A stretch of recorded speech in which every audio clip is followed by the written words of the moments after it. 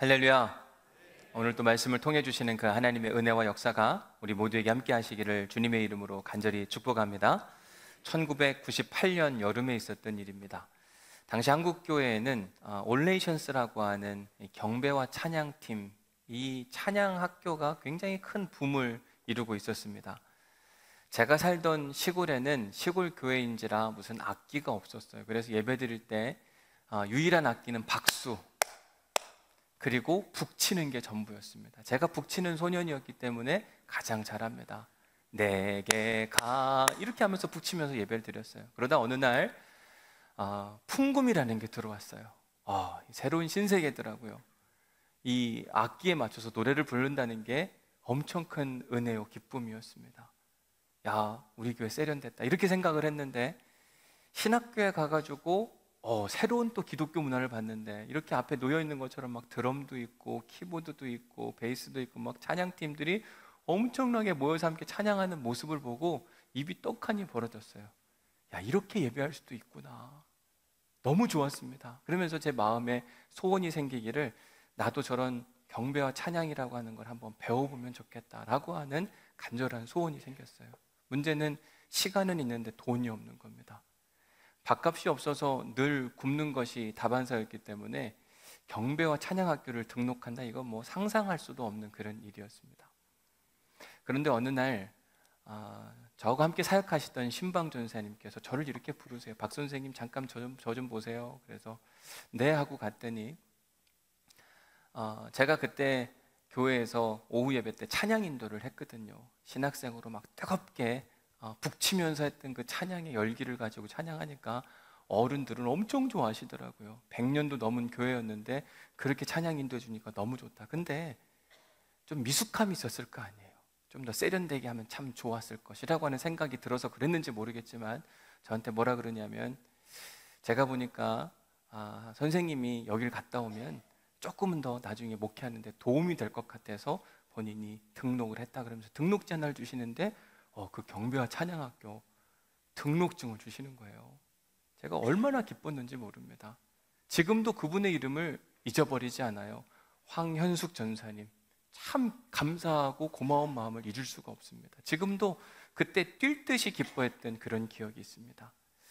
언제 그날이 오나 시작되는 날을 손꼽아 기다렸어요. 드디어. 그리고 이제 시작되는 날, 경기도 파주에 있는 어느 한 기도원이었는데 버스를 타고 가야만 했습니다. 버스에서 내려서 또 한참을 걸어가야 됐는데 그것도 좋았어요. 뭐 걷는 거야, 늘 하던 일이니까. 그런데 발걸음이 가벼운 건 내가 하고 싶은 일을 할 수 있다는 게 얼마나 행복한 일인가. 부푼 꿈과 기대를 가지고 이제 기도원에 딱 도착을 했는데 사람들이 엄청 와 있더라고요. 그러면서 이제 서약서를 적는데 거기 뭐라고 적혀져 있냐면, 그곳에 참석한 모든 사람들은 반드시 그 훈련 기간 동안 금식을 해야 한다. 이게 저한테는 엄청 큰 문제였습니다. 왜냐하면 금식은 쉽지가 않더라고요. 물론 뭐 자주 굶어 보니까 굶는 건 할 수 있겠는데, 금식이라 하면 온전히 며칠 동안 아무것도 먹지 않는다는 것인데, 20대의 젊은 혈기에 왕성한 식욕이 있는 그 시기에 뭔가를 먹지 않고 시간을 보낸다는 건 죽을 만큼 힘이 드는구나라는 생각이 들 정도였어요. 그럼에도 불구하고 제가 하고 싶었던 일인지라 경배와 찬양학교에 매 시간 참여하면서 큰 은혜를 받았습니다. 참 좋았어요. 그런데 이제 첫날 저녁 때가 됐습니다. 다 좋았는데 집회 시간에 제 마음에 불편한 걸 하나 발견하게 됐습니다.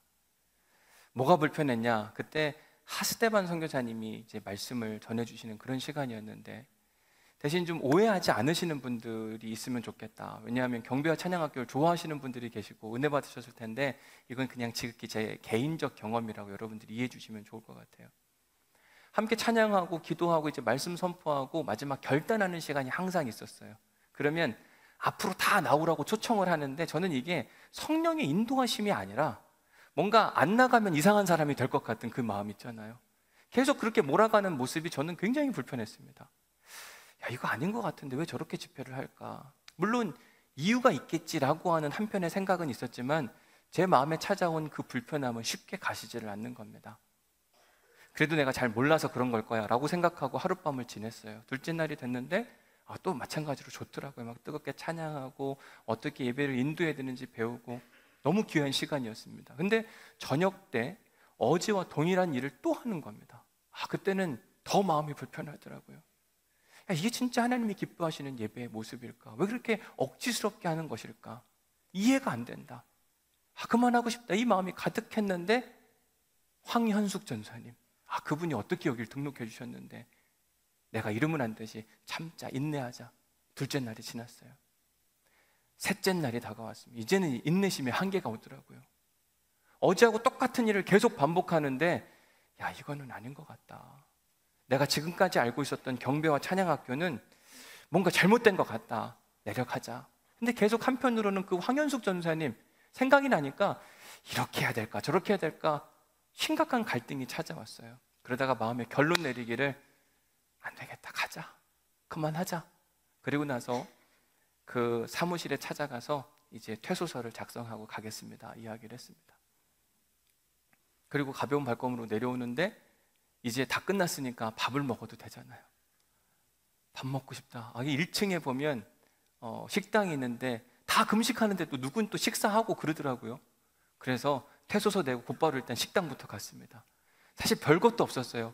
콩나물국에 그냥 밥이 있었거든요. 근데 그거 먹는데도 왜 이렇게 달아요? 굶고 먹는 게 이렇게 좋은 거구나, 행복한 거구나, 이런 생각을 해보게 됐습니다. 그러면서 제 마음에 나는 금식하고는 안 맞는 것 같다, 이런 생각이 들었어요. 무슨 문제가 있을 때 지금도 뭐 가끔씩 금식을 하긴 하지만 일주일을 넘기지 못하겠더라고요. 먹는 즐거움인데 이걸 포기하라니, 이거 진짜 너무 힘들고 어려운 이야기다. 근데 성경에 보니까요, 소위 우리가 영적 거장이라고 하는 사람들은 다 웬만큼은 금식 한 번씩은 하더라고요. 그것도 40일 금식. 이런 모세도 40일 금식하죠. 엘리야도 40일 금식하죠. 예수님도 40일 금식하죠. 영적 거장들은 기본적으로 40일 금식을 통과해야 되는 거더라. 저는 어떻게 40일 금식을 하는지 모르겠어요. 제가 마음의 결론 내리기를 나는 영적 거장이 되긴 틀렸다. 40일 금식도 못하는 것이 무슨 영적 거장이 될까? 이런 마음의 결론을 내리게 되는 거죠. 제가 금식을 못한다고 해서 금식 훈련이 불필요하냐? 그것도 아니라 성경에 보면 금식은 자주 강조되는 모습을 보게 됩니다. 성경에 보니까요, 금식을 크게 두 가지로 나누는데 자율적 금식과 의무적 금식으로 나누더라고요. 자율적 금식이라고 하는 건 내가 필요에 의해서 하는 금식. 예를 들어서 모세가 하나님을 대면하러 갈 때 40일 동안 금식하며 하나님과 친밀한 교제를 나누는 40일 금식이 있었고, 이스라엘의 첫 번째 왕이었던 사울 왕이 그의 죽음을 경험하고 이스라엘 백성들이 너무 슬프니까 7일 동안 했던 7일 금식이 있었습니다. 바벨론 포로 생활 중에 민족의 위기가 찾아왔을 때 에스더와 함께 이스라엘 백성들은 3일 금식을 했어요. 다윗은 자기의 부하였던, 아끼는 사랑하는 부하였던 아브넬이 죽었을 때 그가 하루가 지나도록 해가 지도록 아무것도 먹지 않았더라. 하루 금식하는 이야기들도 있었습니다. 이처럼 사람들은 특별히 유대 공동체 안에서 자기 개인적인 기도의 제목이 있을 때 끊임없이 금식하며 하나님께 자기의 기도의 소원을 아뢰는 겁니다. 그러니까 먹지 않는다는 건 자기 몸의 괴로움이잖아요. 하나님, 내가 이렇게도 괴로운데 나의 기도의 제목을 들어주시면 안 되겠습니까? 라고 하는 몸부림이라고 보면 됩니다. 그런데 이런 자율금식만 있었던 것이 아니라 유대인이라면 반드시 해야 하는 의무 금식 규정도 성경에 보면 분명히 나타납니다. 몇 가지 소개해드리면 우선 레위기 16장 29절 말씀입니다. 같이 한번 읽어봅니다. 시작. 너희는 영원히 이 규례를 지킬지니라. 일곱째 달 곧 그 달 10일에 너희는 스스로 괴롭게 하고 아무 일도 하지 말되 본토인이든지 너희 중에 거류하는 거류민이든지 그리하라. 유대인이라면 꼭 다 해야 하는, 아니 유대 공동체 하는 사람들이 사는 사람들이라면 반드시 해야 하는 일 중에 하나가 뭐냐면 7월 10일, 우리나라 달력이 아니라 유대 달력 7월 10일, 그날은 대속죄일이거든요. 모든 사람들의 죄가 완전히 사해지는 날. 너희들은 뭘 해야 된다고 이야기하냐면 스스로 괴롭게 하고, 그 일 중에 하나가 바로 금식하는 겁니다. 자기를 비우면서 괴로워하면서 그동안 지었던 모든 죄를 사함받기를 간절히 기도했던 그날. 이거는요, 선택적으로 난 하고 싶으니까 하고 하기 싫으니까 안 하고 이런 차원의 문제가 아니라 유대인이라면 반드시 해야 하는 금식이었습니다. 또 하나, 출애굽기 12장 27절에 보면 너희는 이르기를 이는 여호와의 유월절 제사라. 유대인들은요, 유월절 절기를 아주 귀하게 생각했습니다. 이스라엘 백성들이 출애굽할 때 마지막 재앙이 있었잖아요. 뭔지 기억하시죠? 뭔 재앙이었죠? 장자가 죽는. 근데 이스라엘 백성, 문설주에 피를 바른 이스라엘 백성들만 지나갔잖아요. 그래서 6월절 절기가 되면 바로 전날 장자들, 다 하는 건 아니고요, 각 가정의 장자들은 반드시 금식함으로 첫 번째 자녀를 살려주신 그 하나님의 은혜에 믿음으로 반응하는 시간, 이것도 바로 의무 규정이었습니다. 또 하나, 스가랴 8장 19절 말씀에 보면 4번의 금식을 하라고 소개하는데 몇째 달인가요? 넷째 달, 다섯째 달, 일곱째 달, 열째 달. 다 이유가 있어요. 넷째 달은 BC 587년 바벨론군이 그들을 포위한 그날, 이스라엘 백성들이 포위당한 그날을 기억하면서 우리에게 왜 이런 일이 찾아왔을까? 너희들은 금식해야 한다. 다섯째 달은 예루살렘 성이 멸망하는 겁니다. 어떻게 하나님이 계신 예루살렘 성과 성전이 무너질 수가 있는가? 금식하며 하나님의 은혜를 간구하는 날. 일곱째 달은 이미 여러분들에게 이야기한 것처럼 대속죄일, 그리고 그 당시에 그달랴라고 하는 왕을 세웠는데 그 그달랴가 살해당한 그 달이 7월 달이에요. 10월 달은 뭐냐? BC 588년 이스라엘 백성, 그 바벨론이 이스라엘을 포위하면서 큰 기근과 흉년이 찾아온 아픔과 어려움을 겪은 그때를 기억하면서 너희들은 금식해야 한다. 그래서 이스라엘 백성들은 이 4번의 금식은 반드시 해야만 했고, 또 6월절에 장자들이 해야 하는 금식이 있었고 하면서 의무적으로 지켜야 되는 몇 가지 금식 규정들이 있습니다. 근데 오늘 본문에 보면 금식 이야기가 나오잖아요. 이 금식이 자율금식이었냐 아니면 의무금식이었냐? 학자들은 다 동일하게 이야기합니다. 분명 이것은 의무적으로 하는 금식이 아니라 자율적 금식이었을 것이다.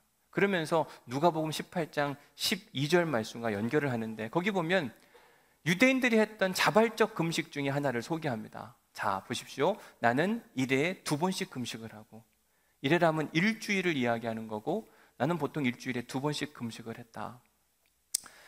당시에 세례 요한의 제자들, 그리고 신앙심이 좋다고 이야기했던 바리새인들은요, 일주일에 2번, 월요일과 목요일 이렇게 2번씩 꼬박꼬박 금식을 하곤 했습니다.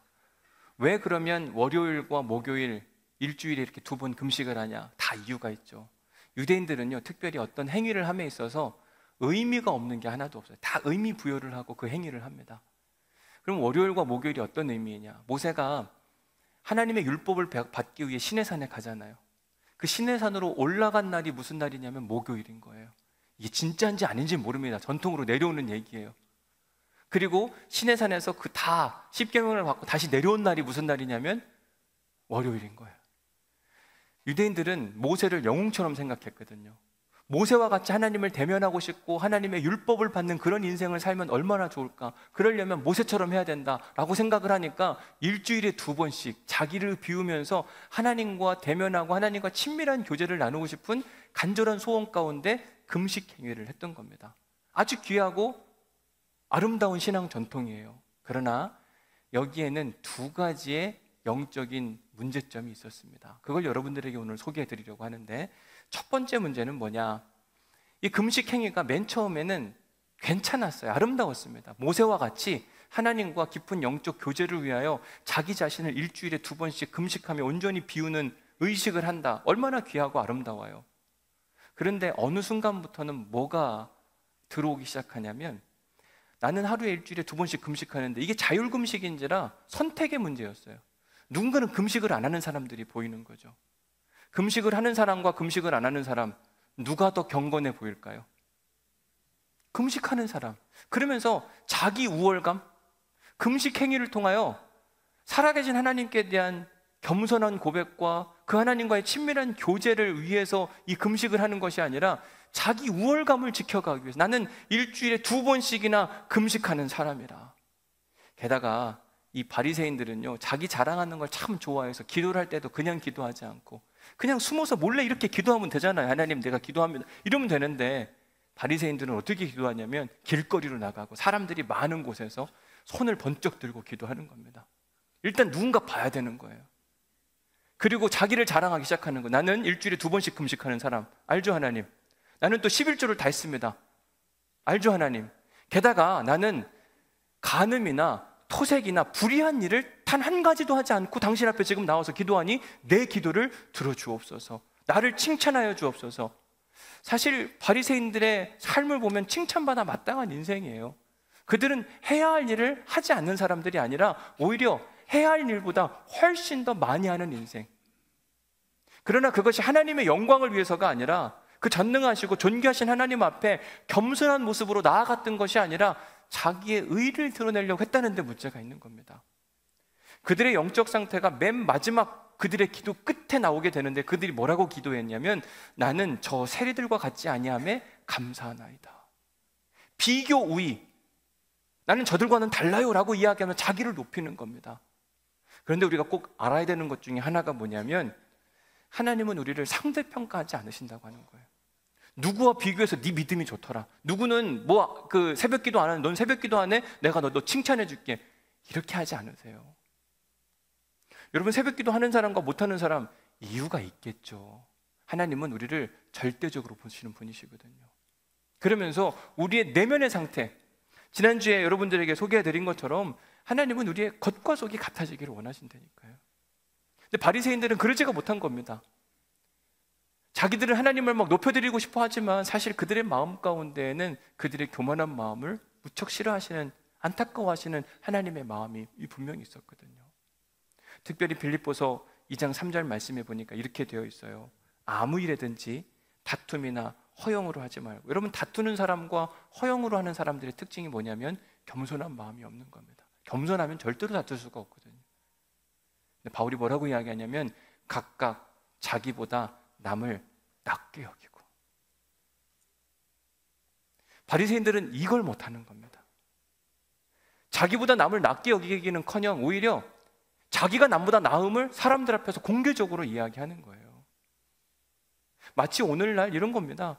새벽기도, 뭐 교회 신앙생활, 봉사, 헌신, 뭐 11조 이런 모든 것들을 막 믿음으로 하지 아니하고 보여주기 위해서, 자기의 존재감과 자기의 의를 드러내기 위해서. 마침 오늘이 2024년 신천 권사, 신천 집사 자기 추천서를 내는 바로 그날이에요. 우리 교회는 뭐 담임 목사인 제가 어떤 분 신천 집사 하면 되겠습니다, 권사하게 되겠습니다, 이렇게 하지 않고 자기 스스로 내가 집사가 될 자격이 있나, 권사가 될 자격이 있나, 이걸 제출하라고 여러분들에게 이 신앙 점검표를 드리게 돼요. 거기 보면 집사가 되려면 무엇을 해야 되는지, 권사가 되려면 어떤 일들을 해야 하는지, 거기 보면 그래서 점수가 몇 점 이상 돼야 집사님이 되고 몇 점 이상 돼야 그 집사님이 될 수 있다, 이렇게 다 안내해 드렸습니다. 제가 여러분들에게 부탁드리고 싶은 건 스스로 점검하고 판단하도록, 옆에서 자꾸 아유 당신 이제 집사 돼야 되지 않아? 권사 돼야 돼? 이렇게 자꾸 찌르지 마세요. 자기 스스로 점검하는 건 자꾸 옆에 있는 사람이 얘기해 주면 괜히 가만히 있다가도 마음이 흔들리거든요. 이게 왜냐하면 하나님과 나와의 절대적인 관계예요. 누구보다 나를 잘 아시는 분이 하나님이시거든요. 제가 여러분들에게 이미 제출하신 분이 계시거든. 감히 한마디 권면을 해드리면, 혹여나 신천 집사와 권사가 되기 위해서 믿음도 없이 그 조건을 맞추기 위해서 그 행위들을 했다면 지금 당장 멈추셔야만 합니다. 왜냐하면 우리는 모르지만 전능하신 하나님은 알고 계시거든요. 내 믿음도 없이 드리는 그 예배, 믿음도 없이 하는 모든 행위들, 정말 하나님이 기뻐하실까? 만약 우리가 믿음 없이 하는 그 모든 행위들을 본다면 하나님이 우리를 굉장히 불편하실 거예요. 하나님을 무시하는 태도가 아닐까? 아마 하나님이 답답해 하실 겁니다. 겉으로는 괜찮은 척 하지만 안으로는 그냥 그 직분에 매여서 이제는 내 나이쯤 됐으면, 내가 이 정도쯤 교회 다녔으면 집사 직분 받아야지, 권사 직분 받아야지, 그런 마음으로는 안 된다고 이야기하시는 거예요. 만약 우리가 정말 믿음 없이 이 모든 일들을 행한다, 그런다면요, 하나님께서 우리에게 아모스 5장 21절 말씀을 하실 것 같아요. 세번역 성경으로 읽어드리면 이렇게 되어 있습니다. 나는 너희가 벌이는 절기 행사들이 싫다, 역겹다. 너희가 성회로, 예배로 모여도 도무지 기쁘지 않다. 여러분, 우리가 사실 하나님이 기뻐하는 일을 하기를 원하고 살고 있잖아요. 근데 우리 어떤 행위를 하는데 하나님께서 야 싫다, 역겹다, 기쁘지도 않다, 그만해라 라고 한다면 얼마나 속상할까. 근데 하나님은 우리의 무엇을 원하시냐면 행위가 아니라 마음을 원하시는 거예요. 이 중심을 지켜보시고 내 삶을 전적으로 드리기를 원하는데 몸은 와 있는데 마음은 딴 데가 있고, 어떤 행위를 하긴 하는데 내 존재감과 의의를 드러내기 위한 행동을 한다면 그걸 향하여 하나님께서는 싫다, 역겹다, 그만해라, 안타까워 하신다고 이야기를 하는 거죠. 오늘 우리가 함께 부를 찬양이기도 하지만 우리의 마음속에 간절한 소원이 있다면 하나님 나라뿐만 아니라 내가 원하는 한 가지, 주님의 기쁨 되기 원하네. 아마 우리 모두의 소원 아닐까요? 근데 주님이 정말 기뻐하시려면 우리가 해야 할 일이 뭐냐면 남과 비교해서 내가 잘하는 것이 아니라, 어느 때는 남과 비교해서 내가 우울해지는 사람, 이걸 원하지 않으세요. 오히려 우리의 겉과 속이 깨끗해져서 겉은 괜찮은 척하지만 안에는 가지고 있는 두려움과 염려와 탐욕과 욕망이 있다면 돌이키고 회개해라. 그것이 하나님께서 우리에게 간절히 원하시는 바입니다. 바라기는 우리 안에 믿음으로 행하지 않는 모든 것들을 멈추시고 믿음으로 귀한 하나님의 기쁨이 될 수 있는 우리 모두가 될 수 있기를 주님의 이름으로 간절히 축복합니다. 자, 오늘 본문에서 바리새인들이 예수님께 금식 문제를 제기했을 때 그들의 또 한 가지 영적인 문제가 있었는데, 그건 뭐냐면요, 그들이 영적 소경과 같은 인생을 살고 있었다는 데 있습니다. 소경이라고 하는 것, 그것은 눈이 감긴 상태의 삶을 사는 사람을 이야기하잖아요. 자, 여러분 눈을 한번 지금 잠깐 감아보세요. 눈을 한번 감으시면 뭐가 보입니까? 안 보입니까? 보이면 이상한 거죠. 제가 지금 여러분들 앞에 서 있는데 눈 감고 보이세요? 안 보이세요? 안 보이죠? 이제 눈을 떠보세요.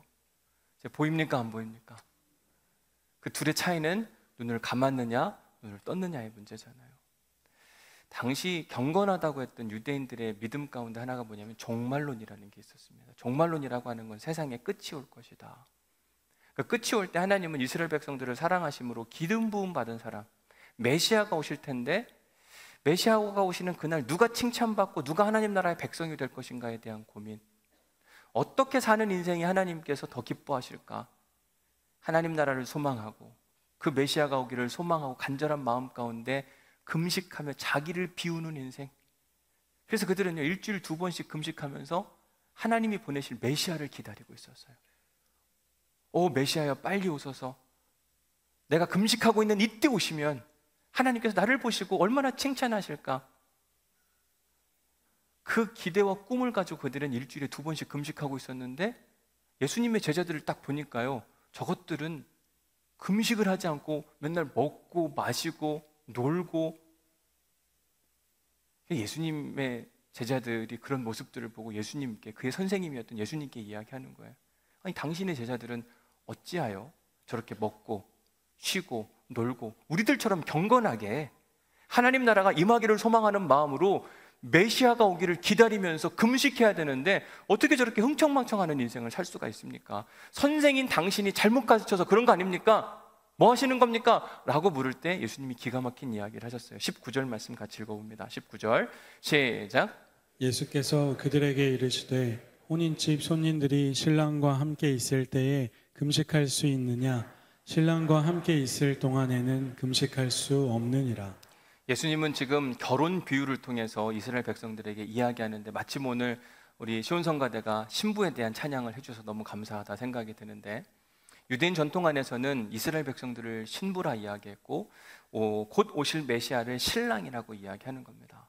자, 신부가 신랑을 기다릴 때나 그리고 신랑을 빼앗겼을 때나 금식하는 것이 지금 신랑과 함께 있는데, 그 신랑이 누구냐면 나 예수 그리스도. 이 말인즉슨 자기 신분을 밝히는 거예요. 나는 살아계신 여호와 하나님이 보내신 너희들이 기다리고 있는 그 메시아 참 신랑인지라. 저들은 신랑이 나와 지금 함께 있기 때문에 금식할 이유가 없는 것이고, 20절 말씀, 그러나 신랑을 빼앗길 날이 이르니, 그날이 반드시 옵니다. 그게 바로 십자가 사건이잖아요. 그날에는 여러분, 예수님이 금식을 싫어했던 게 아니에요. 그날에는 그들이 신랑을 다시 돌아오길 기다리고 소망하는 마음으로 금식할 것이니라. 너희들은 왜 나를 지금 알아보지 못하느냐? 예수님은 끊임없이 사람들에게 천국에 대한 이야기를 하셨고, 천국에 들어가는 방법, 회개하라. 지금 너희들의 상태로는 안 된다. 겉은 깨끗하게, 겉은 금식하는 것처럼 경건한 모습을 보이고 있으나 내면적으로는 더럽고 추악한 인생을 사는 너희들의 모습으로는 안 되니 너희들의 인생을 돌이켜라. 그러면 하나님 나라가 너희의 것이 될 것임이니라. 계속 선포하는데도 불구하고 바리새인들은 돌이킬 생각도 하지 않고, 도대체 그 메시아가 언제 오는지. 지금 여러분, 예수님은 그들 앞에 서 있는 거예요. 메시아가 그들 앞에 서 있음에도 불구하고 그들은 메시아를 기다리는 겁니다. 이 말이 되나요? 제가 이렇게 설교하고 있는데 여러분들이 담임 목사님 설교는 언제 하십니까? 이 얘기하고 똑같은 거예요. 이 말이 되냐고요. 지금 그들이 그러한 영적 소경의 상태로 살아가고 있는 모습, 예수님이 보니까 너무 아쉽고 답답한 거죠. 그래서 오늘 설교 제목을 보면 뭐라고 되어 있어요? 어찌하여. 사실 이 이야기는 바리새인이 보낸 어떤 사람이 예수님께 한 이야기, 어찌하여 당신의 제자들은 저렇게 금식도 하지 않고 저런 인생을 사는 겁니까? 라고 물었지만, 사실은 예수님이 바리새인들에게 해주고 싶은 이야기였습니다. 너희들은 어찌하여 나를 알아보지 못하고 겉으로는 깨끗한 척하지만 속으로는 더러운 인생을 계속 그렇게 살고 있는 거냐. 너무 안타깝고 속상해서 꺼내놓으신 하나님의 한숨과 같은 이야기예요. 어찌하여. 그런데 어느 때 보면 우리가 이런 영적 소경과 같은 인생을 살 때가 분명히 있어요. 주님이 우리와 함께하고 계시거든요. 근데 주님이 어디 계시냐고 물어요. 여러분, 오늘 이 예배의 자리에 주님이 함께하고 계십니다. 믿으세요? 보이세요? 누군가는 보이고, 여러분, 믿음과 보이는 건 다르잖아요. 분명 주님이 우리와 함께하고 계신데 누군가는 믿어지는 사람이 있고 누군가는 그걸 보는 사람이 있어요. 이 둘의 차이가 뭐냐? 여러분, 살아계신 주님을 뵌다고 하는 건 우리의 영적인 눈이 뜨일 때 보이는 겁니다. 믿음의 눈을 가지고 있는 사람이 오늘 이 자리에 임재해 계신 주님이 보이는 거예요. 눈을 닫고는 절대로 그 주님이 안 보입니다. 그럼 도대체 그 믿음을 연다는 건, 믿음의 눈을 연다는 건 어떻게 여는 거냐? 이제 그걸 설명해 드리고 오늘 설교를 마치겠습니다. 믿음의 눈을 연다는 것, 최근에 있었던 일 하나를 여러분들에게 소개해 드릴게요. 요즘 가끔씩 노숙자 한 분이 교회를 방문하세요. 그래서 돈을 달라고 하는 일이 종종 있습니다. 돈을 줘야 되나요? 안 줘야 되나요? 노숙자분이 왔어요. 돈을 달라 그래요. 돈을 줘야 돼요? 안 줘야 돼요? 다음에 또 오는데요? 여러분 호주머니 안 나간다고 막 얘기하시는 거 아니에요? 근데 돈을 달라는 이유가 뭐냐면 술 좀 마셔야 되는데 우리가 술값 주는 사람은 최소한 아닐 거 아니에요, 그죠? 그래서 어느 때는 정말 돈을 줘서 보내기도 하고, 또 어느 때는 우리는 술값 주는 사람들이 아니니까 우리 먹을 양식이 있으니까 뭐 떡 같은 것도 주고 뭐 이렇게 또 반응하기도 하고, 또 어느 때는 그냥 막 타일러서 보내기도 하고. 근데도 계속 오시는 겁니다. 참 난감하다. 어떻게 하면 좋을까? 맨 처음엔 카페만 돌아다니더니 이제 저 소그룹 세미나실도 가고 이제 막 지능이 발달하시는 것 같아요. 어디 가면 돈을 얻을 수 있는지 아는 거죠. 사무실 가서는 절대로 못 얻는다. 그러니까 이제 10시 예배 있으면 10시 예배 가가지고 또 예배 드리는 사람한테 돈 달라 그러면 안 주기가 애매모호하잖아요. 그러니까 아는 거예요. 아는 거예요. 게다가 이렇게 종이 하나를 말고 다닌대요. 요즘 하도 세상이 수상해가지고 이게 뭐가 들은지 모르니까 사람들은 또 두렵다고 이야기를 하는 거죠. 이거 어떻게 대처를 해야 되나 고민이 진짜 많은 겁니다.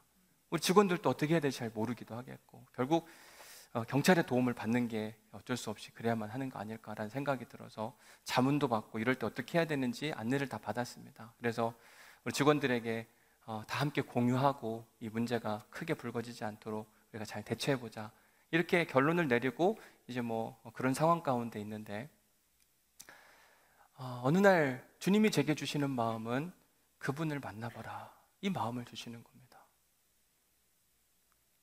그래서 우리 목사님들에게 혹시 그분이 오시면 잘 대처도 해줘야 되긴 하겠지만 나한테 한 번만 연락을 좀 해주면 좋겠다, 내가 만나보면 참 좋겠다, 이렇게 이야기를 했어요.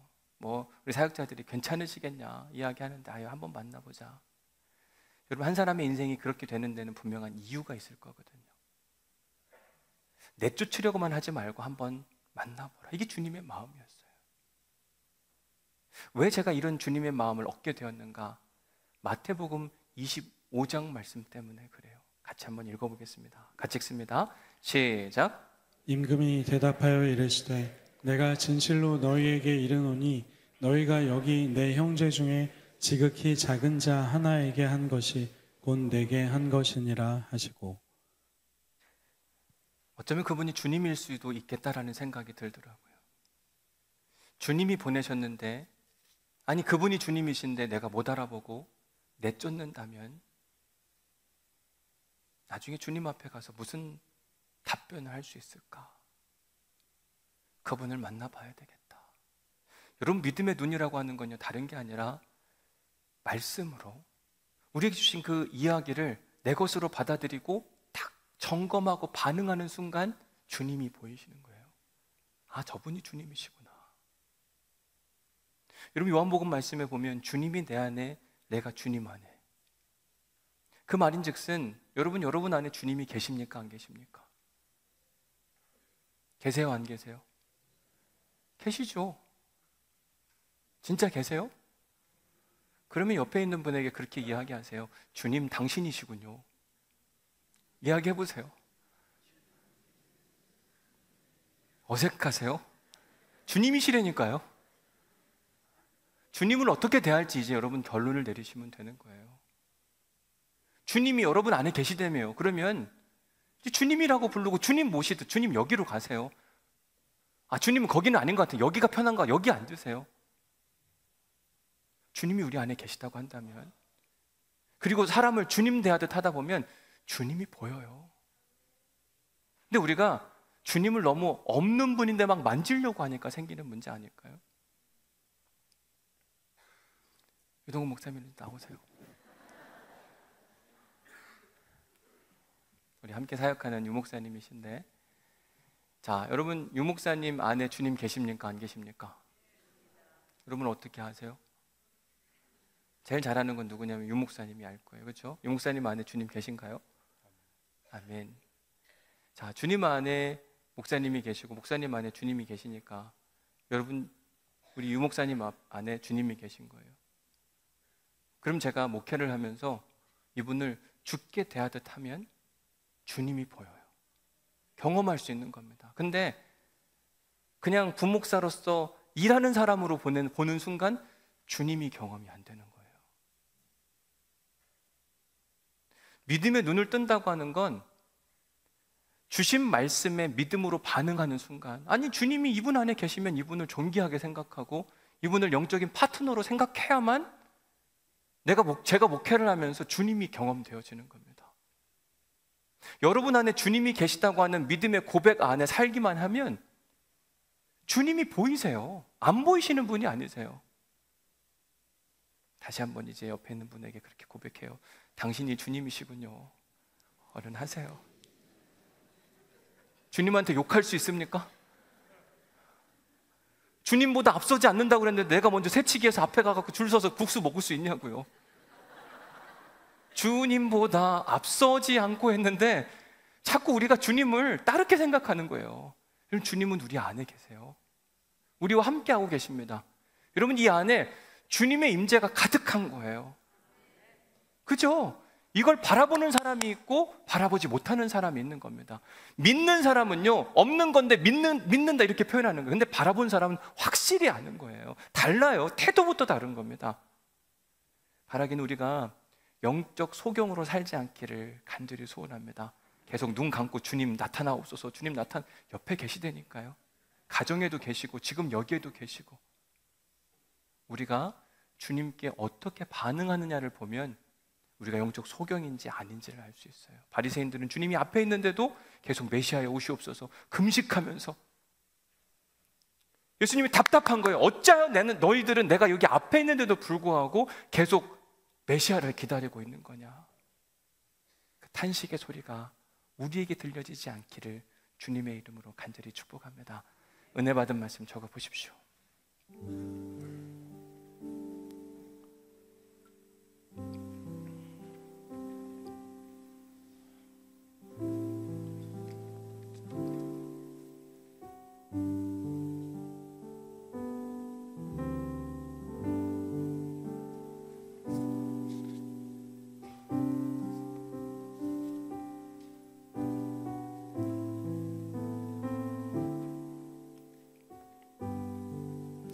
묵상 질문 두 번째입니다.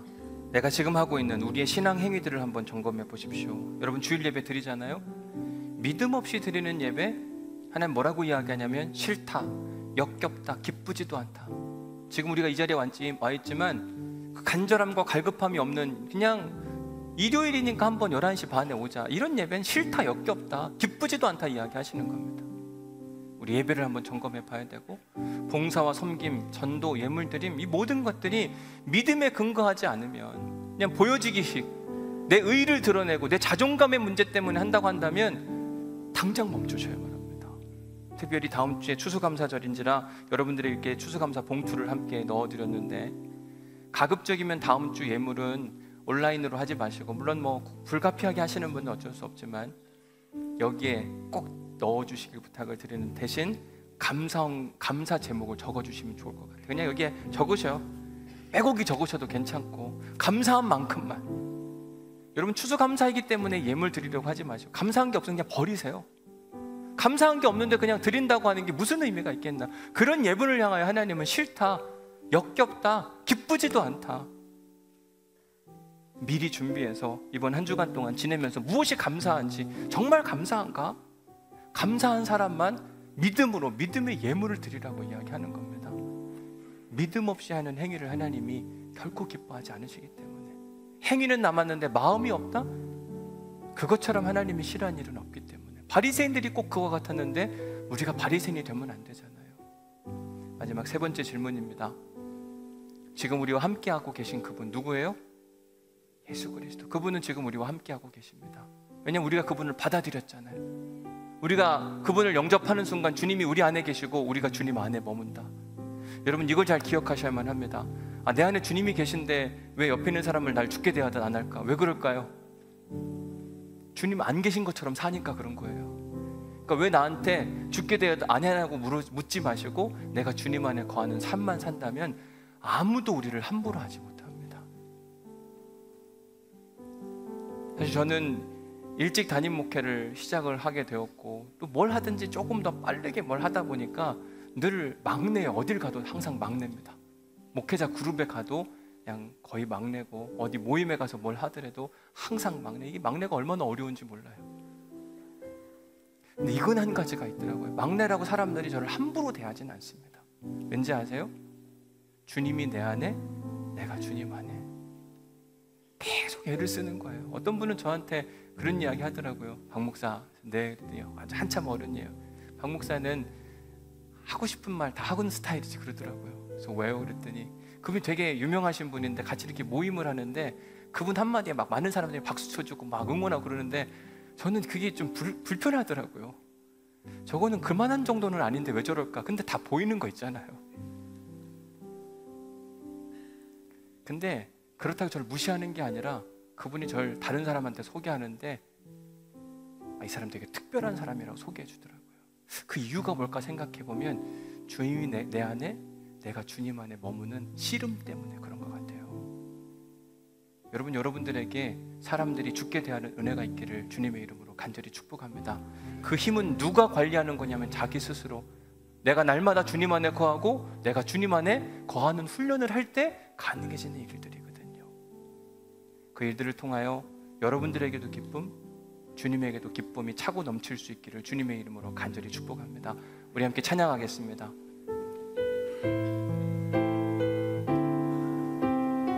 나 주님의 기쁨 되기 원하네.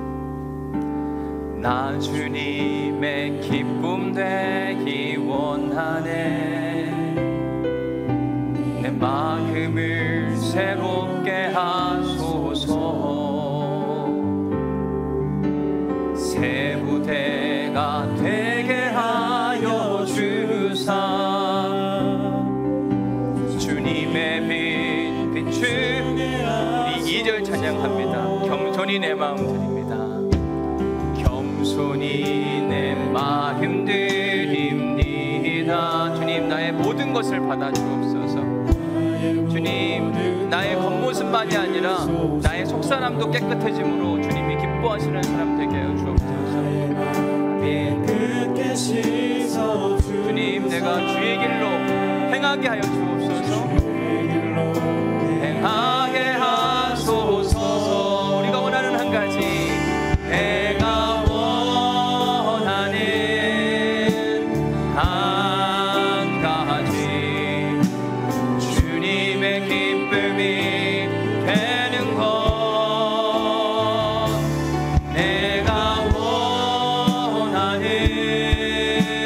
한 가지 주님의 기쁨. 우리 2절 한 번 더 찬양합니다.